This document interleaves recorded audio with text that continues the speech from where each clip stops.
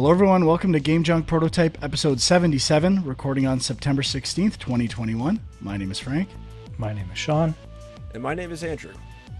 And it'll be a bit of a lighter show this week. Actually going to start with what we played, and maybe get into some junk mail, depending on how long that goes. Do you want to get into it, as I would say, or anything else we should cover first?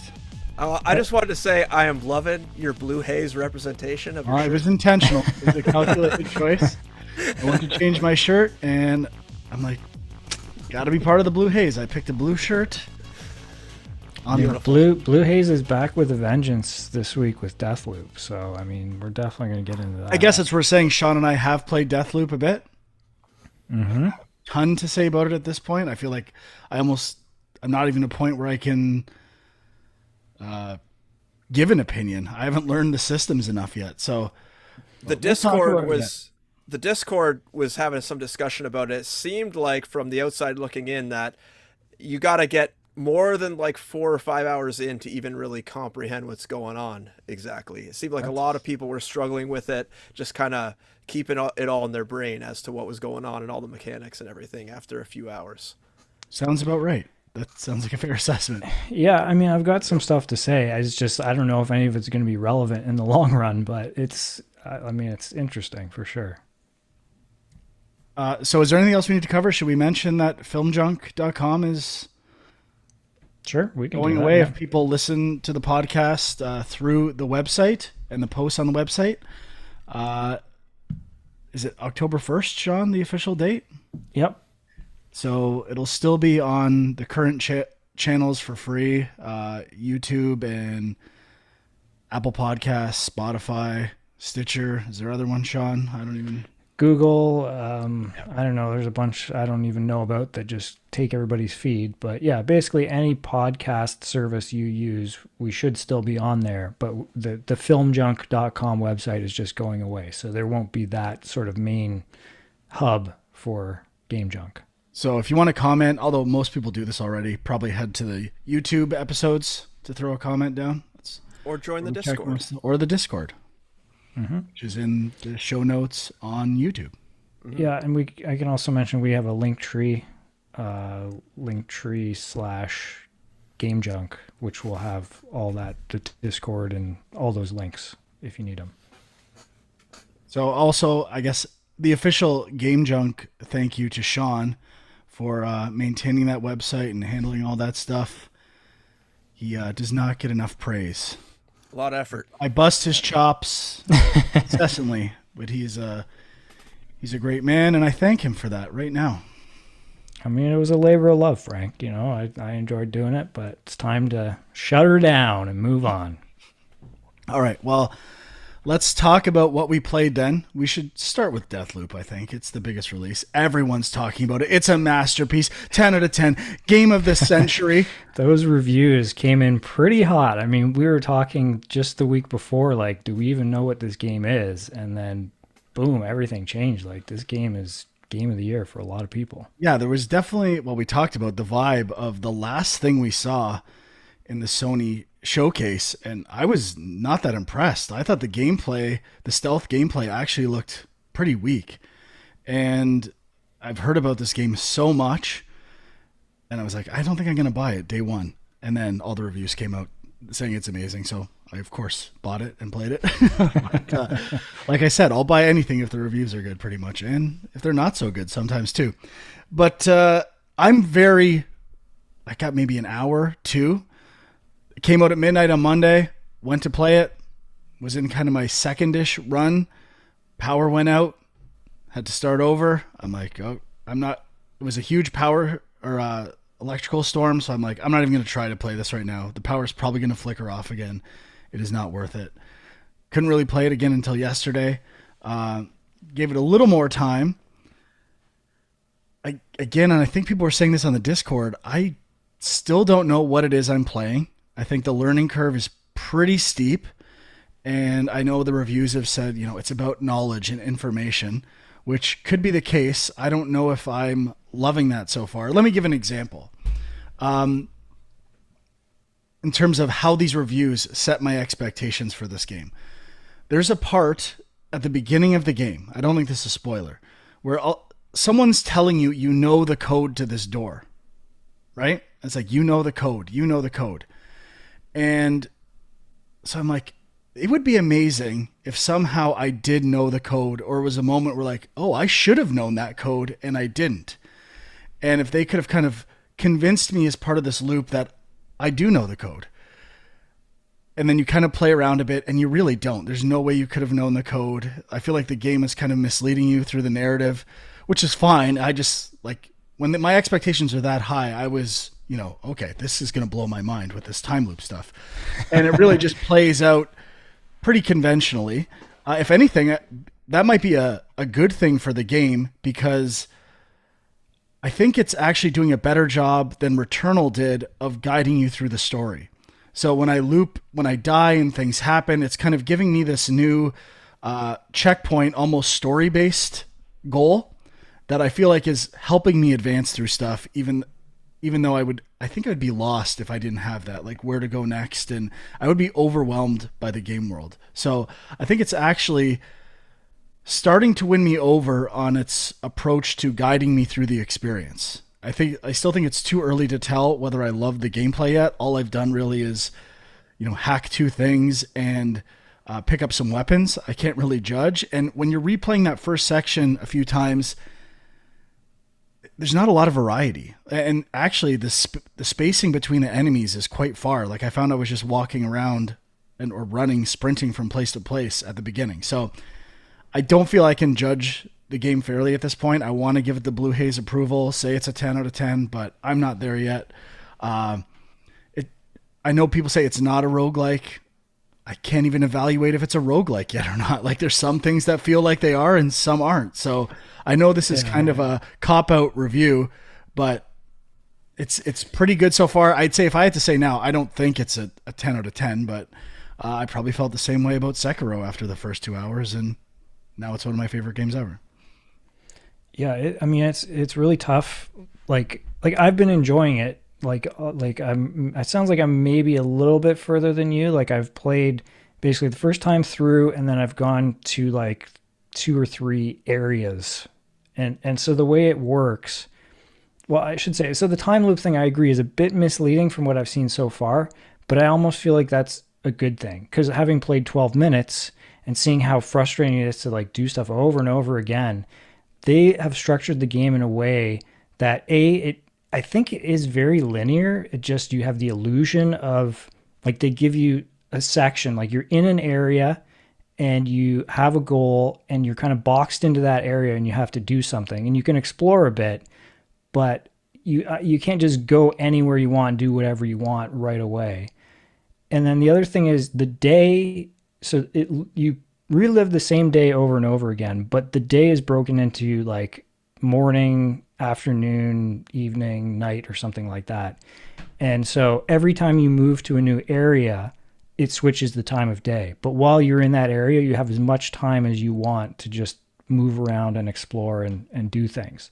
So that's cool that there's no ticking clock there. You're not kind of, at least I like that. I like having the time to just look around. Yeah, well, that's a little more like a roguelike, right? Like there's usually no time limits on roguelikes. Sometimes there's incentives for finishing areas fast and doing speedruns and stuff like that. But I mean, an example of how it's too early to tell for this game. There's one mechanic I really dislike, which is guns jamming, to me seems like, why is this fun? And as a designer, I'm thinking, well, what's the motivation for this? Well, number one has to be to encourage you to use stealth, which if the whole thing is, there's a menu in the game that says play the game however you want. If your guns jam, then I guess you really want me to experiment or play it in a different way, which is fine. They want you to experiment with systems. And my assumption is you start to get the equivalent of boons or perks and stuff like that, that maybe make your gun jam less and all that stuff. And all these things, I can see how they're setting up at least their own version of perks or whatever it is. That's gonna. Well, they have the trinkets, right? That's what they're called, trinkets in this game. Yeah. Yeah, so I've only had a couple of those so far, but they definitely are those kind of roguelike modifier type things. But so I think it's cool, like at some level, that it seems like they're coming up with a lot of new ideas. For example, like the 3-phase grenade that you can use in different ways. I haven't used it in all the ways yet, but they're kind of inventing their own weapons. I like that. And I'm definitely getting BioShock vibes. I don't think that's crazy. I think even Dishonored probably you would say the same thing about. So it's very BioShocky. I'm sure others would say it's Dishonored-y. But the first kind of stealth area that was branching for me, I felt kind of overwhelmed there as well, and I wasn't quite sure what to do. I kind of got flooded by enemies and died, and I was kind of stuck in this. Well, I'm screwed anyway. So again, I can't tell at this point. I would probably give it an 8 at this point out of 10. I know it's very early to say, but it feels like about an 8 to me right now. Yeah, I mean, it's definitely hard to tell from the mechanics how that's going to work. But I really like the world that it's building up. Like, it seems like this area that you're in is all within this temporal loop, and that's affecting things. And there's like people that are researching that, and obviously there's these other assassins. I like how right off the bat you get that Juliana woman talking to you, and like, there's like this back and forth. You kind of don't know who she is, but she knows who you are. There's an interesting mystery there, I would say. Yeah, and I think compared to Returnal, let's say, right? So there's this mystery in Returnal, but it doles it out really slow. Like I've played that game for 5 hours and I've gotten like 2 cutscenes, so I'm like, I'm not all that compelled by it. At least this, you're constantly kind of getting story elements that make each turn a little different, I guess, like the dialogue switching up and referring to previous loops and stuff like that. Is it more like Hades in that regard? A bit. I mean, I haven't played much more Hades, but I know the narrative element is what made Hades super unique. And I even find that kind of flat. Like, it's a lot of generic dialogue. I don't feel like there's moments in the narrative. It's just, I think it's advancing to some payoffs. And I guess it doesn't know how long it's going to take each player to get to those payoffs. But I think the narrative in Hades is a bit overrated from what I've played of it so far. I'm guessing it's about an ending more than anything else, why people like it, but it's all speculation. Yeah, I guess on the roguelike thing as well. So you can die. One of the first trinkets you get allows you to die. Slab, twice. Isn't it? Or slab. Okay, so there's 2. Yeah, right. There's 2 different. There's a lot of systems that you get thrown at you right away. That's part of this game too, right? The thing I like about it is it's inventing its own kind of language and terms for things, but it takes a while to understand what those are and how they're different from other games. It's not translating concepts from other games, it's kind of reinventing them. Right. So this thing allows you to die twice within one area and just kind of go back to a checkpoint, not restart the whole area over again. So you can die twice, then the third time you start that whole area over again. But again, even that, you don't start at the very beginning of the day. You just go back to the part of the day you were at. So it's very compartmentalized, which I feel like I like, but if you're like a roguelike person, maybe that would be not what you're into. I don't know. But I should say, like, the art and like the design of everything I really like. Like, it reminds me of The Prisoner. It's very 60s, kind of a little bit of spy, a little bit of sci-fi. Like it's kind of definitely up your alley. Yeah, it's got a unique tone to it. I've seen a lot of people saying it kind of reminded them of We Happy Few, which I guess makes sense because I think that was kind of borrowing from The Prisoner too. And I think both borrowed like deco elements from BioShock as well. Yeah, I could see that. Now I haven't played enough to give it a strong opinion, but on a first instinct, like the gameplay, if I'm going to compare it to another AAA roguelike, let's say for the sake of simplicity, like Returnal, I like the gameplay way more in Returnal. Like the gunplay was way more interesting, the dodging things, bullets. Like this feels like a game I've played before in terms of the combat so far. Like typical stealth stuff, sneak up behind people, turn off turrets, hack turrets, do stuff like that. Like I've done this stuff before. So the looping and trinket system might make that way more interesting. I know some of the reviews I've heard or read have said that, but I'm not seeing it yet for where I am at in the game. It feels pretty standard so far. Whereas Returnal, right away, I felt like, oh, this is kind of a new version of combat, and not that I love that combat either. It was like it felt different. Yeah, I mean, it feels like Dishonored from what I can tell, really. So I mean, not a huge surprise there, but there are some different weapons. Like I've played around with a few different guns. That's another thing. If you die 3 times and you go back to the start of that section of the day, you lose the guns that you had. I think you keep the trinkets or whatever, but you lose the guns, I think. But yeah, what did you think of the talking out of the controller speaker?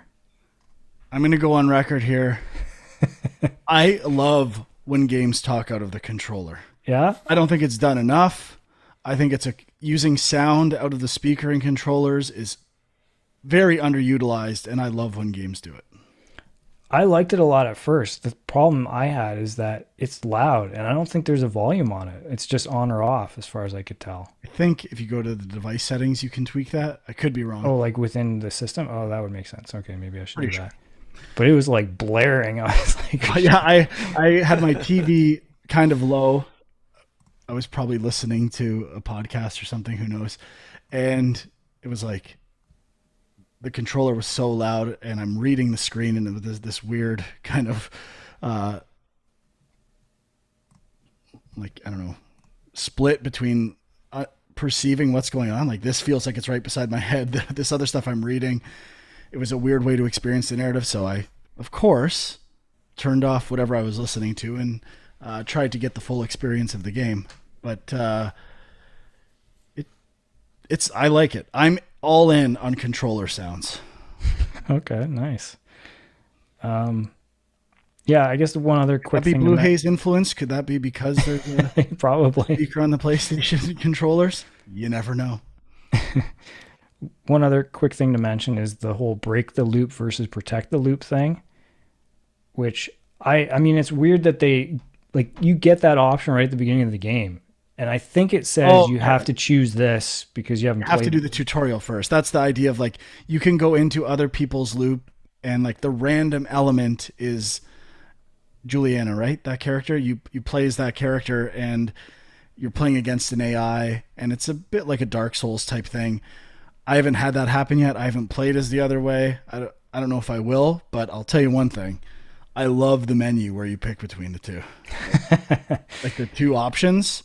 I don't love that it's a cursor menu, but I love the look of that menu. And something that's growing on me immensely in this game is the like rainbow luminescent, like loading wheel, like that kind of effect that shimmers on stuff. Now, I'm assuming this is something I haven't discovered yet, but I have all these objects that have that shimmer on it, and I don't know what I'm supposed to do with them at all. Yeah, I don't know either. I assume there's something about. How can you, like? Well, I assume it's just kind of like, can you actually pick them up? All the ones I've seen, I don't think you can't do anything. I'm like trying everything on these things, and it's like, how can you put this in a game? Like, turn off the shimmer until it matters. Like, well, I think it's just supposed to be a mystery where you're like wondering what it means. It kind of reminded me of Control in that way a little bit too. I disagree. If you've got a shimmer on an object in an environment that makes it stand out from every other object, I better be able to do something to it. And even if it's like a button that's grayed out for later or something like that, that's fine. But I'm trying things and I feel like an idiot. Did I miss something? Like, no, disagree. Not a good one. Yeah, I mean, it's a fair point. I mean, I after a while, I was like, okay, I can't pick those things up. That's fun. Later. Just trying 20 things on something and just giving up. Great.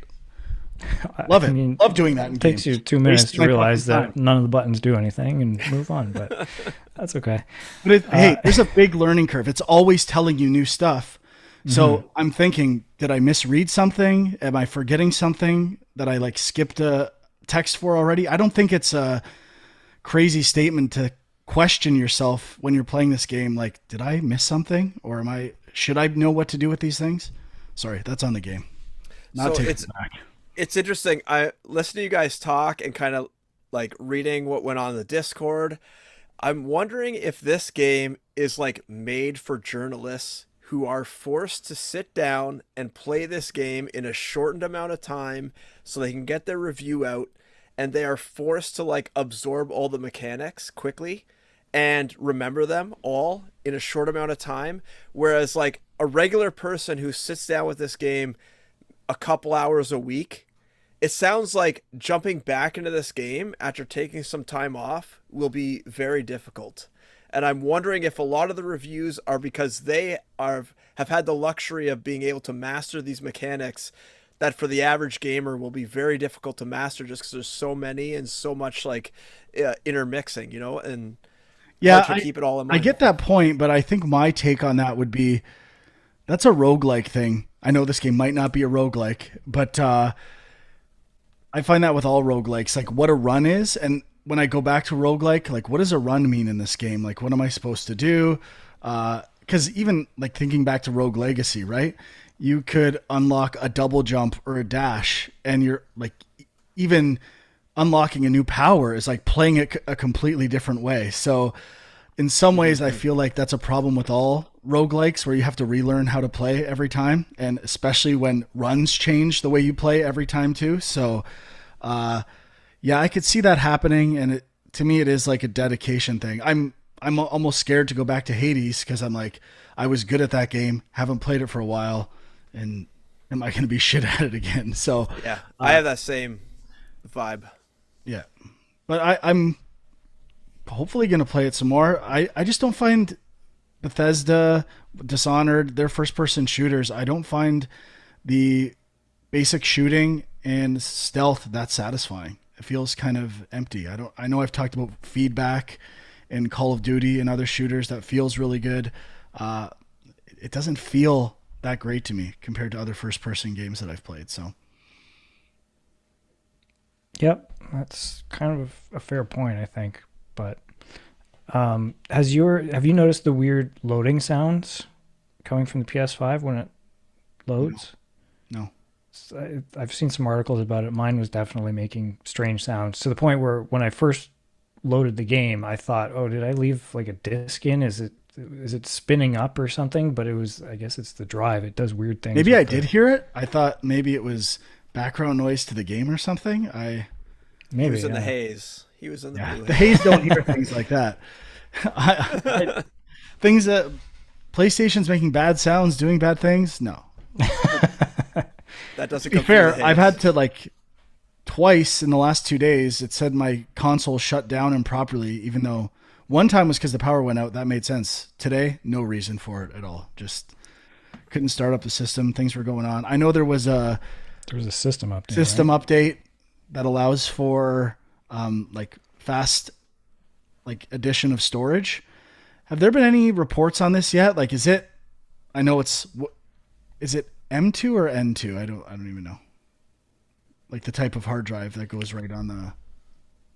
I'm not sure. I just read that there was like expanded support for... Well, it's like the hard drives that go directly onto motherboards and stuff like that. Like okay. The flash storage. I think is it M.2 or N.2? I feel stupid. Whatever. There's M.2 SSD PS5. So I don't know if it's because it's NVMe. That's why I'm getting the N and the M confused. But has anyone seen reports of like if it's faster or slower than the internal hard drive for the PS5 or comparable? Because I'd like to expand my storage. I have to delete stuff a lot on that system. Yeah, I haven't seen yet. Like, I think it literally just came out like a day or two ago. So I just can't believe I haven't seen a chart that has the same 7 games and the load time. Spider-Man, GTA, Red Dead. That beautiful chart we see every time they compare. It'll be coming. Don't storage for games. I need it. I need it updated. So yeah, Deathloop's pretty good. I'm not in the masterpiece camp yet here, so. But if anyone wants to be, it is Mr. Blue Hayes himself. The force feed will continue. Apparently, PC is having some issues too. Did you guys hear that?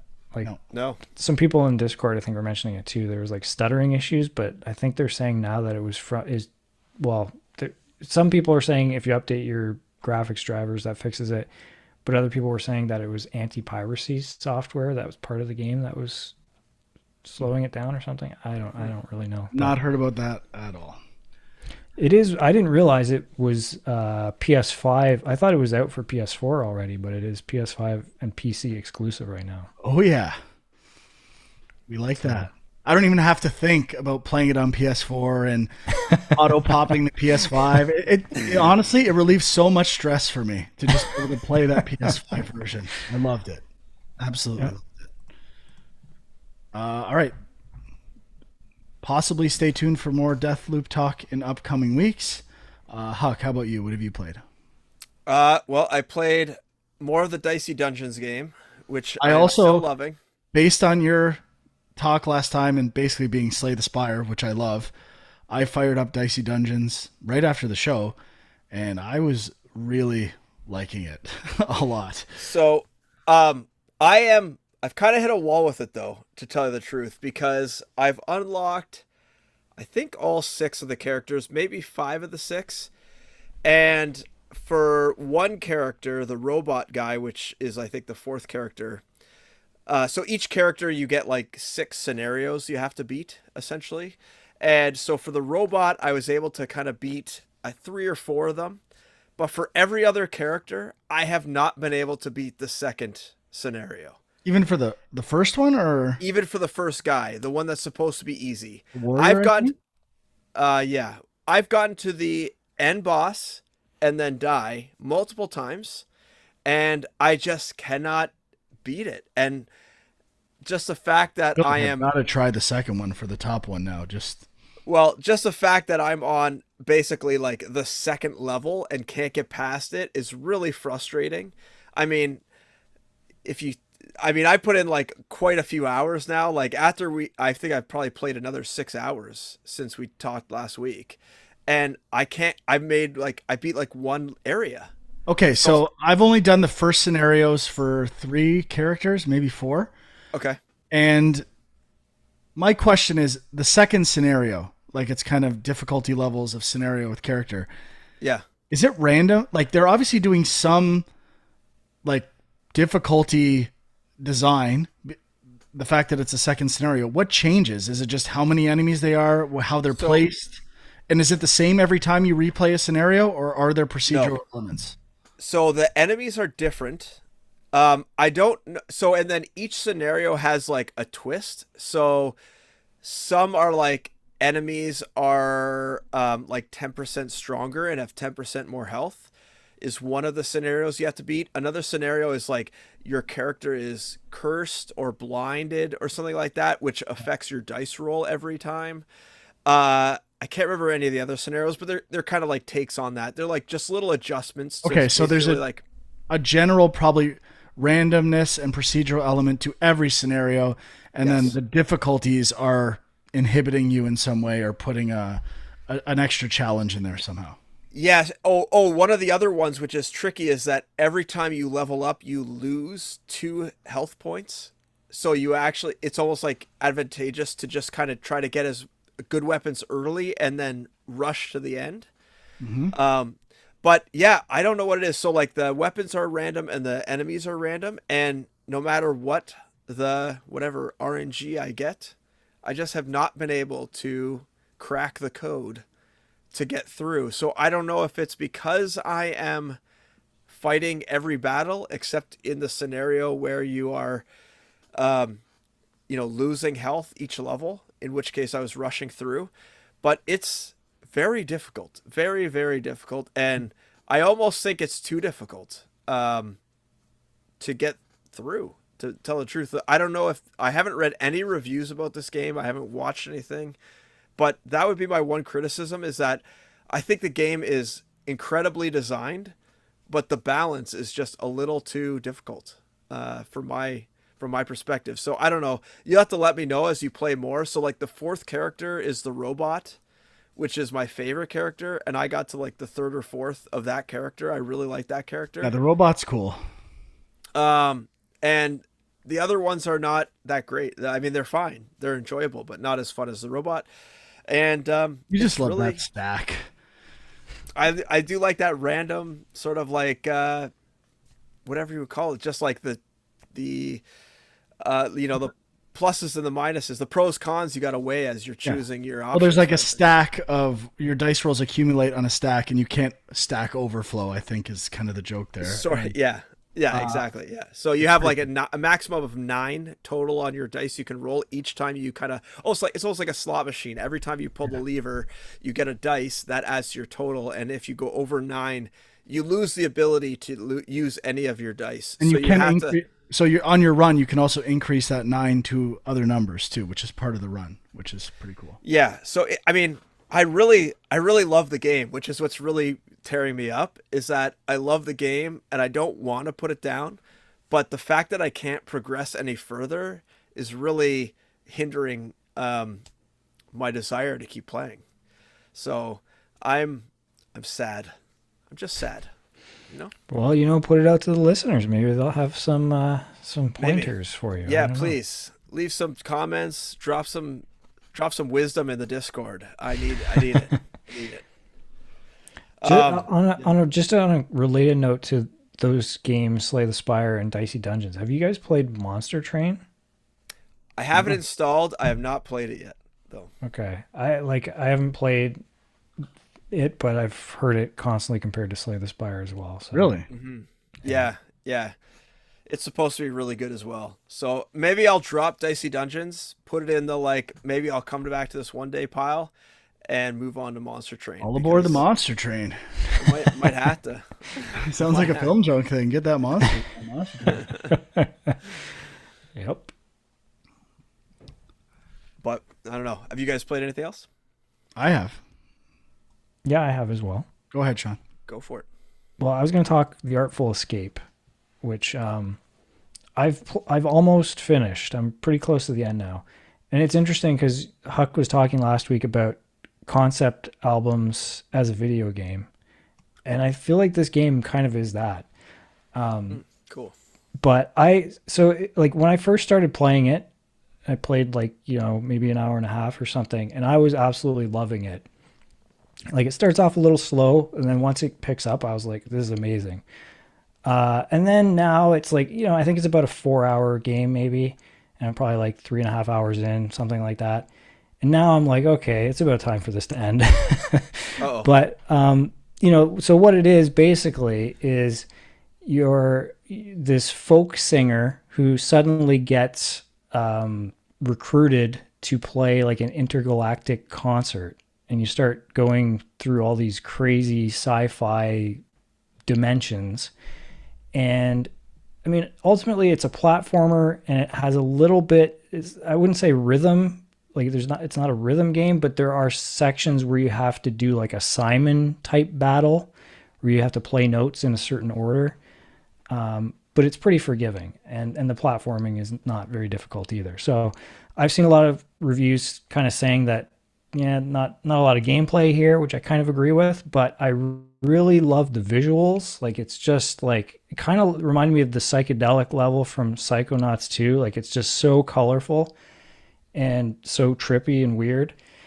And I like the writing. I thought the writing was pretty funny, and I just kind of was enjoying going along for the ride. So, I mean, for something that's probably about a 4-hour game, I think it's a pretty fun experience, and I really was liking it. So I'll have to report back once I complete it. But I was really digging The Artful Escape, and it is on Game Pass, not Apple Arcade, unfortunately, if you have Apple Arcade. But good. I'm glad I'm playing it on a big screen, I'll tell you that. I'll have to try this, because this is definitely something I was talking about and thinking about recently. So I'll give it a go. I have it installed on my PC, but I just have not had time to really try out a lot of stuff. And just to give you another idea of kind of what this game is like, I started making a list of all the things that it reminded me of, all the potential influences, and I'll just read them off for you. Inside Llewyn Davis, Bill and Ted's Excellent Adventure, Tron, Ziggy Stardust, Jefferson Starship, Hitchhiker's Guide to the Galaxy, Headlander, which was that Double Fine game. It was kind of like a sci-fi thing. Brutal Legend, also Double Fine. Close Encounters of the Third Kind, Phantom of the Paradise, and 2001: A Space Odyssey. So all that stuff, I feel like, is in this game a little bit. Can you talk a little bit more about like what you do in the game? Because like from the trailers and stuff, it literally looks like you just run in a straight line left to right and jump occasionally. I mean, that's kind of what it is. But like, so there's like a pretty big stretch at the beginning where you're kind of just walking around talking to people. Then you get into the platforming stuff, and really all it is you have a double jump, and you have like a thing where you can hold down your guitar button, and you kind of like guitar in the air, like start wailing out, and that makes you kind of float for a bit. And it also will change things in the environment, but it's not really part of the gameplay. It's just kind of like a cool visual thing. Like if you're playing guitar, when you pass certain things, they respond to it. And that's pretty much it for the platforming. Like there's another like one part that I did where you kind of have to do this jump and you like slam your guitar down to do certain things, but that's about it. And then yeah, just these like Simon things, which are kind of like the boss battles, I think. And that's kind of it as far as the gameplay goes. So it is definitely a little bit simplistic, but I mean, I just was enjoying the music, the visuals, all that. So I mean, that reminds me of Sayonara Wild Hearts too, right? Like very simple gameplay where it's about the songs and story. Yeah, that's true. All right. I played Lost in Random, which is a new, it's the name of EA original that is on, I think, all platforms. Again, it's way too early. I did one chapter, and the basic dice mechanic, this whole game was sold on this dice and card system. I played for an hour and a half, and I haven't even used that yet. I've literally just walked around in like a very basic third-person action game. Like barely any action. You shoot a slingshot a bit, and that's it. It's all been story and walking around so far. So I guess they do try to have this introduction to the randomness. Like I'm sure that was a complaint about when people play tested the game, and they added the story element at the beginning where you do some combat, but it's like literally 30 seconds and I don't even know what I did. So I don't even know what this game is yet. It feels pretty clunky to me. Like the movement is not great. The even the slingshot does not feel amazing. It is an indie game. It feels like an indie game, and maybe the scope is a little too big for what for the time and budget. But I don't know. I'm not giving up on it yet. It's not awful, but I'm just surprised. Like you have a hook mechanic, you have this random element as your hook mechanic in a game. It takes a long time to get to this hook mechanic. Like I've played for an hour and a half, and I've done things I've done in 40 games before.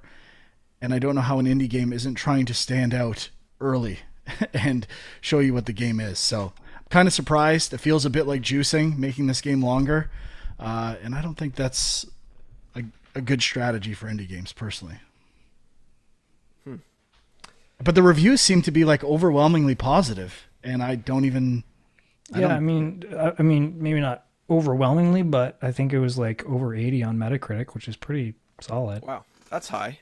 I honestly, this game must get amazing, because right now it's like a 5 or a 6 for me if I had to review it after the first hour and a half.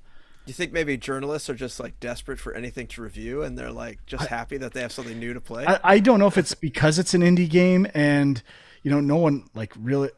I don't think it's a big team either necessarily. That's pure speculation, but it's not fun to say like it's not good, I guess. But it feels like a 2002 like basic third-person action game. Like there's not a lot going on. So maybe once this dice and combat starts to happen, it could get amazing. But I'm really surprised at how long it takes to get there.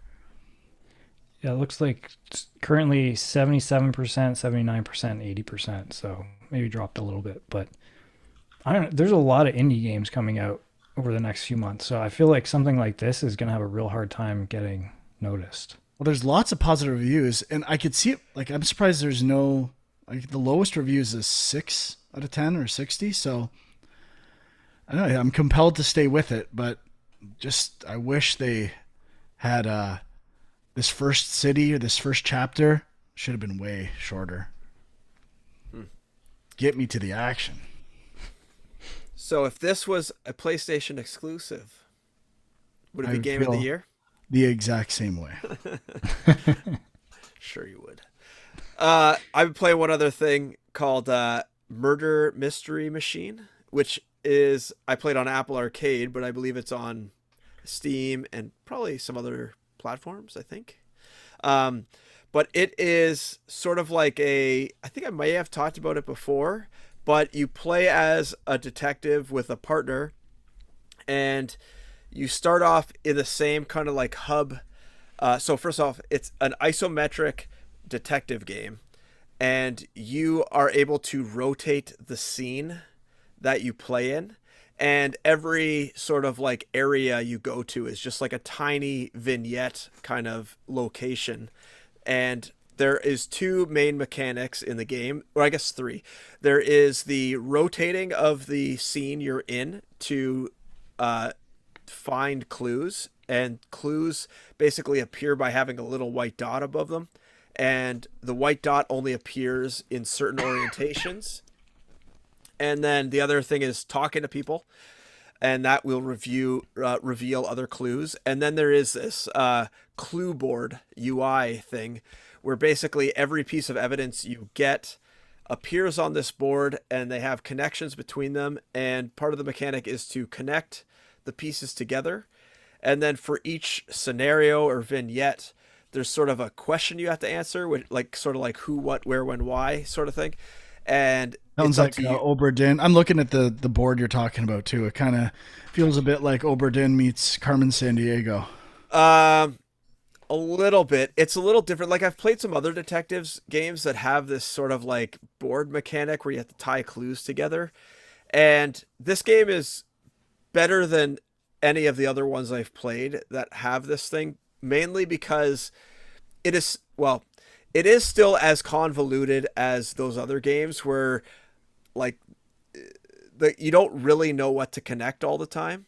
But this has a hint system you can use that shows you what you're missing, which I appreciate. And the only thing it does as a detriment is at the end, your score goes down by using the hints. But as far as I know, you have unlimited hints.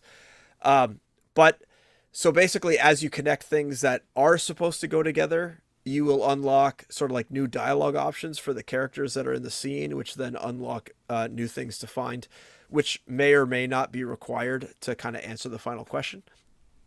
And the big problem I have is that when you go into a scenario, it really only tells you everything once, and then it basically shows just a little icon and just a very short blurb of what that icon means. So like gun in the home or something like that. Very short. And there's no real context and no more detail you can look at. So after you've discovered that clue, if it's important, you don't necessarily know the finer details of what that clue means. So when you're trying to like link things together, it can be kind of confusing as to what you need to link together. For instance, there was one where you were trying to link together if a person was at a specific place during a certain time. And so there was two clues. There was one that the place was open from like 10 a.m. to 10 p.m. And then there was another one that said like the meeting happened at 10 p.m.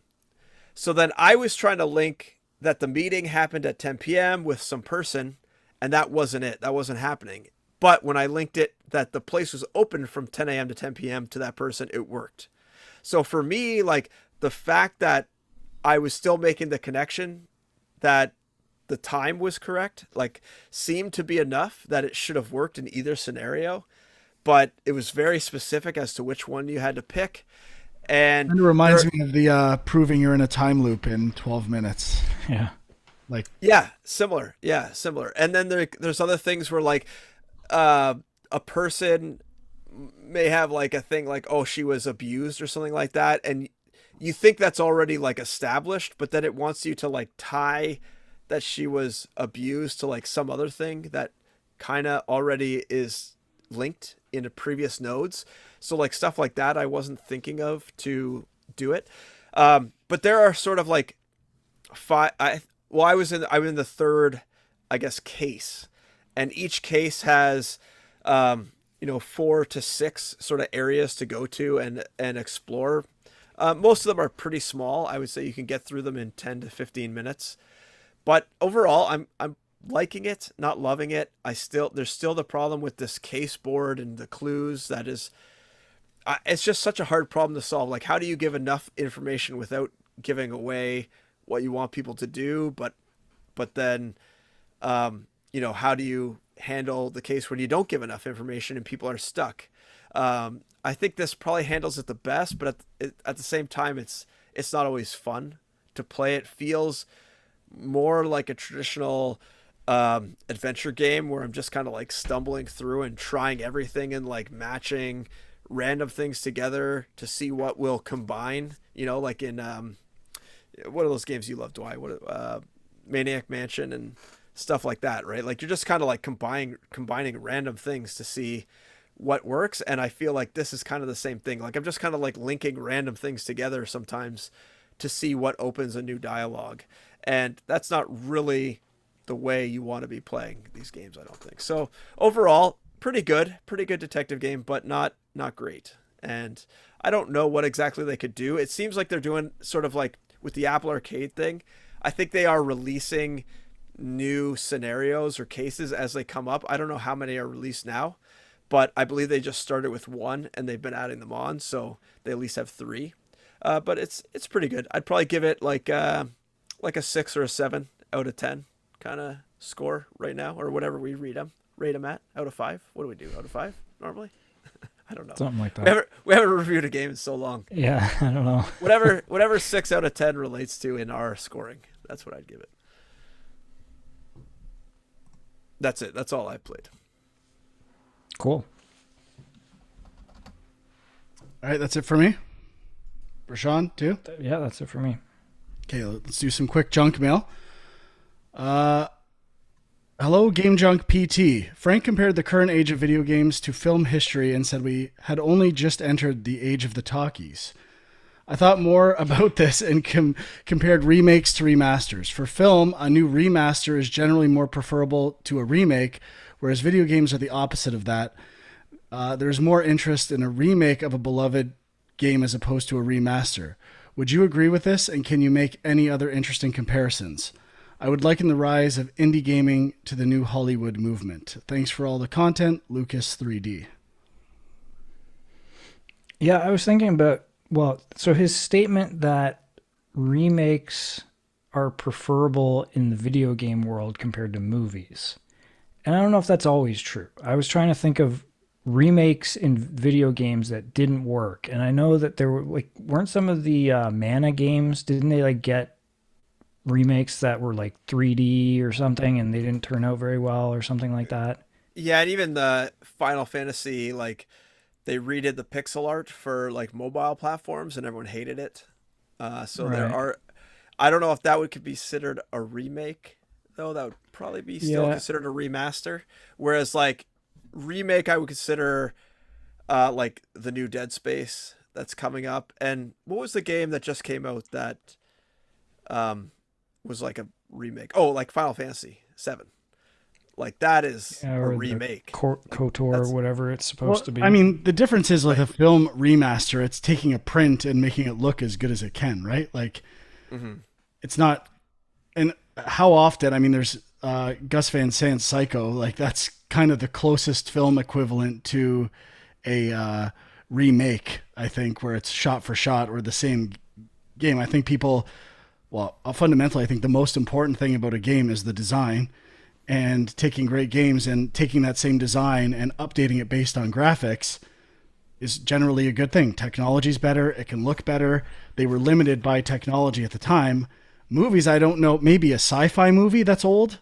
You could argue that the technology is more interesting, or like to update it with new technology would be cool. And sometimes that's the case, but I don't know. They're not really the same thing. It's just, I just mean, if I talked about like the talkies and stuff like that, it's terms of, technology, control, and more about establishing a language.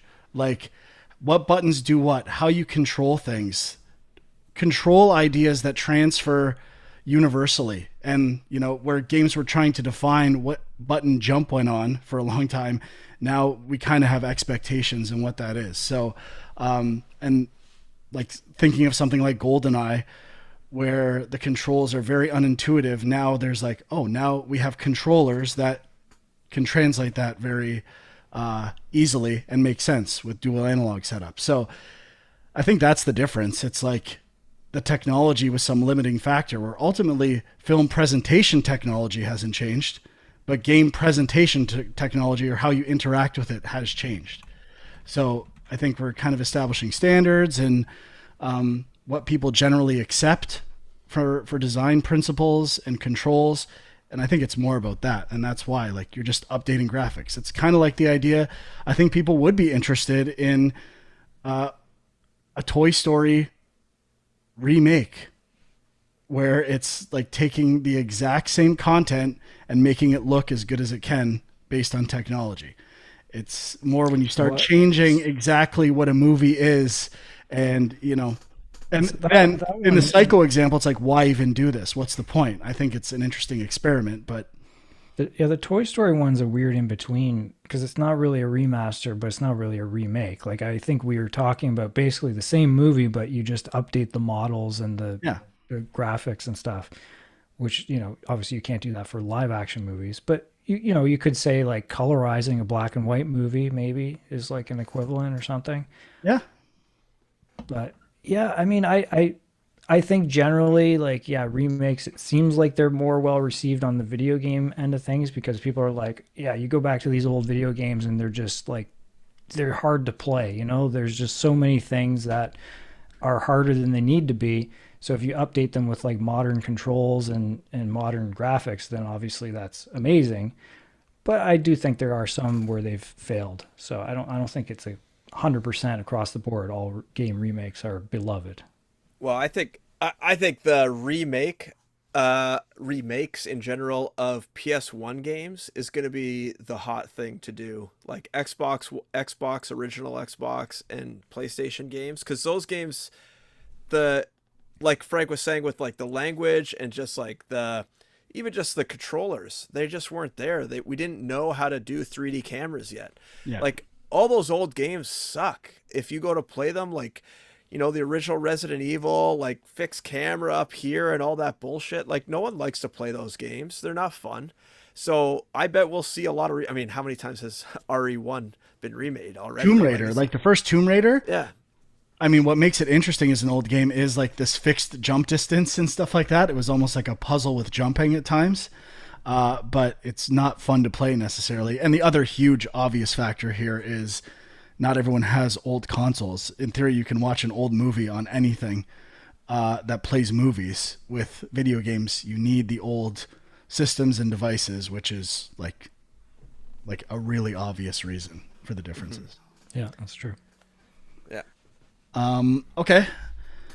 This one's from Party Tempo. Do video games get French on the spine like movies? Any good French translations of game titles? You know what? I don't think they go on the spines ever, but this was part of my reason for stopping to buy physical games, in terms of how much they're worth and how much they will be worth in 30 years. Because let's say, like, I always say I'm going to sell my stuff and never do. Like, the Nintendo games, at least in Canada, have English and French descriptions on the back. The spines are fine, but a lot of them have, well, at least on the GameCube, the end of the GameCube era, and the Wii, they had like multiple language descriptions on the back. And it's like, I don't know. Am I going to sell, if I sell this one day and be like, Canadian version, maybe it's worth more, maybe it's worth less. I don't know. I started to, my OCD-ness, that was part of my reasons for going to digital. Well, so is it on the cover though either? Like, it's just on the back, isn't it? No, so I seem to remember they used to do like when you had instruction manuals for games, they would just shove like a French instruction manual in the packaging, like the wrap around the game. So I can't speak for every game console, every manufacturer, but this is a Pikmin 2 new in shrink wrap from Blockbuster, $49.99 for a GameCube. And like on the front, there's stuff to see here. French and English translations on the front. The spine's okay, but on the back, multiple language descriptions and all that. Now, is that just because Pikmin is a name that you don't translate, or no? It didn't affect the spine. Like, it didn't affect the title, but like the descriptions and marketing all have that stuff. And it's not. It seems to be a Nintendo thing, which is definitely the most valuable stuff. But I mean, that along with the eco packaging and lack of instruction manuals, like, to me, it was a no-brainer to go to. Yeah, I haven't bought a physical game in quite a while myself, so I can't really comment, but okay, it's definitely not like movies. This one from Judge Murder. My question is, did Jay ever finish Red Dead Redemption 2? To the best of my knowledge, he beat the story. Pretty sure he did. He seems to hold it over us quite a bit. And final question from Dustin.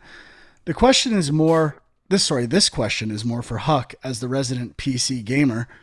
What are your opinions on NVIDIA's DLSS? Apparently, people are worried the technology is bad for the industry as a whole because it allows developers to neglect optimization in favor of using DLSS as a band-aid.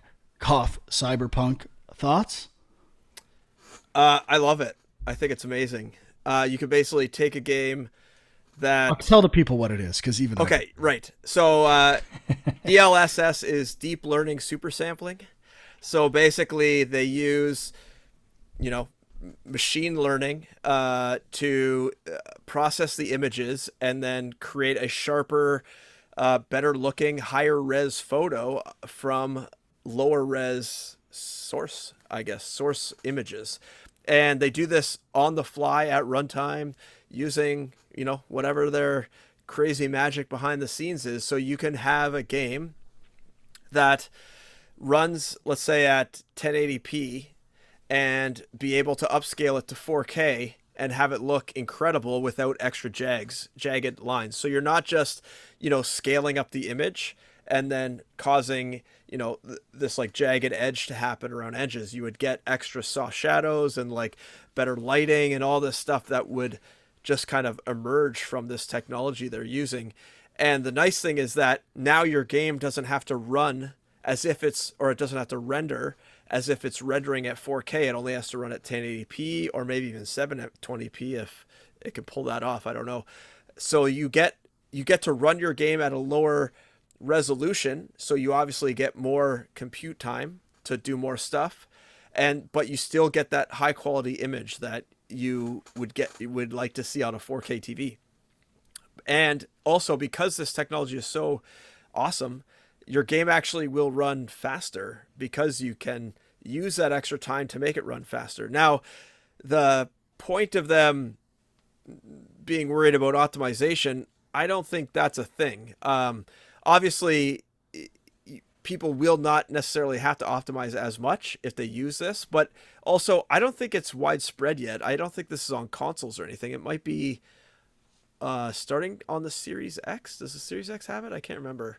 But like they've talked about incorporating into Unreal Engine 5, and I don't think there's any talk of incorporating it into Unity yet because it's like a C++ solution. But it's really awesome for the game industry. And I was thinking, as I was thinking about this question, that it's going to be incredible for VR applications because VR is really difficult to get up to 120 frames per second, because that's basically what you need to render both pictures at 60. And now you are able to do it potentially at higher resolution for minimal cost, which would give a better image for your VR unit, which is going to be awesome as units keep going on. Like the Quest 2 and the new PlayStation VR, when it comes out, like you're gonna be able to see it if people are able to incorporate this DLSS into their games. It's going to look really good, and you're going to not get sick by playing the game because it'll be at a proper frame rate. There's a lot, like Digital Foundry has done a lot of video comparing when this is on and when it's off, and the frame rates and stuff, and you can see the difference, and it's quite substantial. I mean, you can get quite a good frame rate bump from having it on, and the game looks better, which is, almost counterintuitive to what you would think. So, is it a Band-Aid? I mean, Cyberpunk, I think, had a lot of other issues other than, probably if it didn't have DLSS, it would have ran even worse on those platforms. But I mean, and they still haven't released their official next-gen version of that game, right? I don't think so. Yeah. So, I mean, I think that game has a lot of other. I mean, I don't know anything about this with regards to DLSS, but is it that they were counting on that for PC performance, and the lack of optimization is like what affected consoles, like previous gen consoles, that they didn't fully optimize the game based on that stuff, knowing that their PC version would be fine? I know nothing. Yeah, it seems hard. I don't think so. I can't see that being the case. You can't count on every platform supporting DLSS like it's exactly. a NVIDIA product. So I don't even know if this would run on AMD processors. So it says here that AMD has their own version called FSR, Fidelity FX Super Resolution, and that is what Xbox Series X supports apparently. Okay. So I don't know. I just think it's going to be. It's here to stay. Like developers are going to try to push the boundaries, and so probably for those like mid-tier developers, I don't know. I think just everyone is going to get a nice bump from having this. Your game's going to look better. It's going to run better. So I don't know what people are complaining about. It's not like behind the scenes, you know what's happening. Just in theory, like what you're talking about, it sounds like, how can that look? Like, if it's just an algorithm that's kind of like sharpening it and stuff, like how can that look as good as if you actually rendered at the proper resolution? Like, I feel like there has to be some trade-off there. Machine learning. I don't know. Like they just have so much, I guess, knowledge that they can almost like improve your lighting for you, because it kind of just can tell what, and like the shadows and stuff. Maybe it could just, I don't know. I haven't read too deeply into how it works, but I've watched some Digital Foundry videos about it, and it's really incredible. Like some of the stuff where we would like fake it to get the performance up, for instance. Like I know with shadows, right? Sometimes you keep your shadows at lower resolution because you don't want to render super high quality shadows because they're just too costly. Well, you can then take this super sampling thing, and it almost like infers what you meant to do and improve the shadows for you on the ground. I just remember there was one video I saw where they had, I think I talked about it on the show already, but they had like a dock or some sort of deck with slats in it, and the sun was coming through, and on the non-DLSS version, it was kind of just like a muddy shadow. And on the DLS version, you could actually see all the individual like kind of light rays shining through this deck or this dock. I don't know how they do it, but it's really incredible, and it was running faster. So it's I don't know. It's definitely something to keep an eye on, though, and I don't think it's a bad thing. I think it's great.